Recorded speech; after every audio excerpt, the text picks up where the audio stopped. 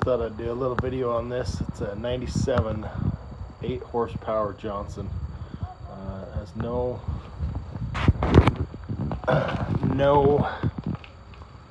compression. So I took the exhaust off to look at the rings. The top ring's got a little bit of wear, but it should still run. So I did that first. Pulled the head. It has no real wear. And what I found is, I think what's wrong is the head gasket. The head gasket was burned. It actually got really hot.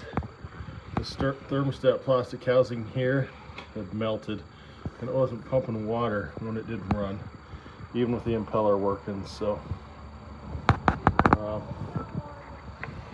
put a new head gasket in, put the gaskets back in, put the new thermostat in, and we'll see if we can short run it. I already did the carb.